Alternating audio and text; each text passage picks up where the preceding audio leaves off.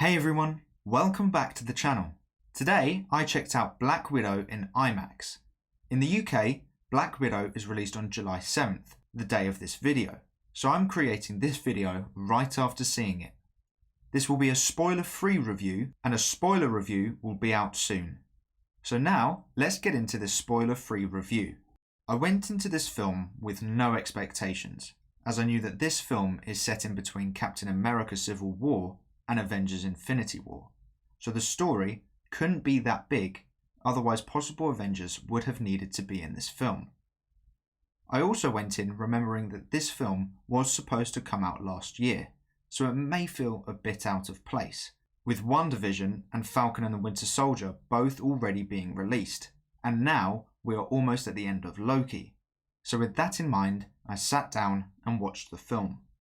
I'm going to split this into 4 different parts, those being the story, the characters, the action, and the music.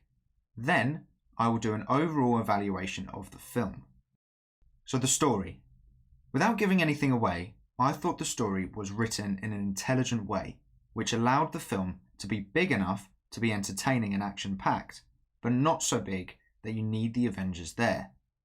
The fact that this story takes place after the Avengers had split up also gives a good reasoning as to why they wouldn't be there. However, I found quite a lot of the plot predictable. I was able to predict a certain thing that was meant to be a surprise, purely based off of how the story had progressed so far. I liked how it went back into Natasha's past, giving us more information and context as to what happened in her past. It has allowed me to connect more to Black Widow as a character, but not a lot. I think this is the problem you have when you give a character a solo film after they've died and the rest of the universe has moved on, as well as that character being involved in a lot of the other movies. If they had created this film after Iron Man 2 and before the first Avengers film, with obviously adjusting the story to fit in between those 2 films, I think it would have worked better. It's different for characters like the Falcon and the Winter Soldier, as their stories in that series moved forward along with their characters, as they're both still alive. Whereas for us, Black Widow has been dead since 2019.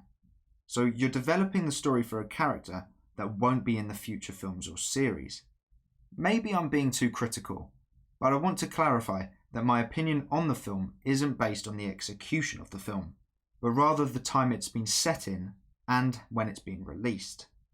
The actual execution of the film I think is very good, but the impact it has on the MCU as a whole isn't that high, or at least it isn't yet. Now on to the characters.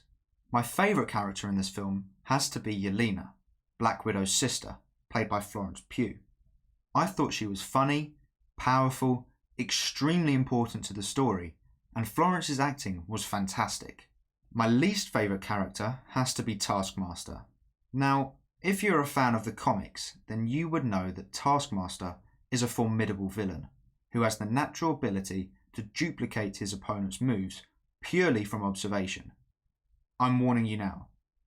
Do not expect a comic-accurate Taskmaster. Unfortunately, Taskmaster was underused in my opinion and relied on technology way too much. That's all I can say about that character without spoiling the movie, but please do not expect a comic-accurate Taskmaster. For me, the character was disappointing, and I think when you see the film, you'll understand why. David Harbour as Red Guardian was used mainly as comic relief, and I was hoping to see him become a bit more serious when certain things happened, but unfortunately, it seemed like every time he was on screen, it was for a comedic purpose, other than the first 10 to 15 minutes. I'm not saying he wasn't funny, because he was, and I did laugh at most of the comedic scenes, but I was hoping to see him just for at least a couple of scenes not making a funny comment, and instead see the seriousness of the situation and take it on as if it was one. Now on to the action, which for me is the highlight of the film. The fight sequences were fast, thrilling and entertaining. We know that Black Widow is an acrobatic fighter, so just imagine that fighting style, but in almost every fight. The action was genuinely the most entertaining thing in the film, and I honestly wished we could see more of it, especially with Taskmaster, who as I've already said I think was underused. That would have made the film even better. Now on to the music. Unfortunately, the music didn't stand out. One thing that I feel can push my feelings towards a film up or down is the soundtrack to the film. For instance, I think the Transformers soundtrack from Steve Jablonsky pushed my feelings towards the Transformers films way up. But for Black Widow, the soundtrack wasn't really that noticeable. The only thing that was when the Avengers were mentioned and we heard the Avengers theme, which I know is iconic, and I'm not saying the theme has to be at that level, but I feel like it should have at least been noticeable. So overall, I would give this film a 6.5 out of 10. It wasn't one of the best MCU films, but it definitely was nowhere near the worst. I would say that I enjoyed the film and it was entertaining, but I don't think it was able to be great due to the limitations it had.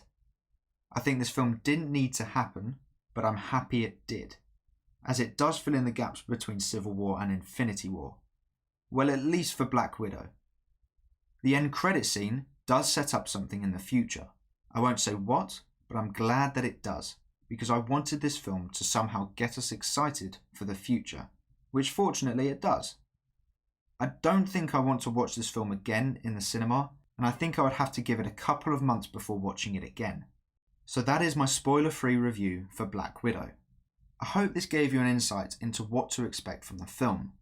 And if you have seen the film, let me know what you thought about it in the comments below. But just make sure that your comment is spoiler-free, as we don't want to have the film spoiled for anyone who hasn't seen it yet.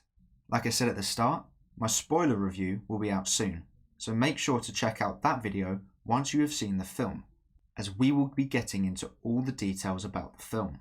But that is all for today's video. Thank you so much for watching. Please make sure to like and subscribe and turn on post notifications so you never miss a video. I hope to see you here again soon, so until then, have a great day. Bye!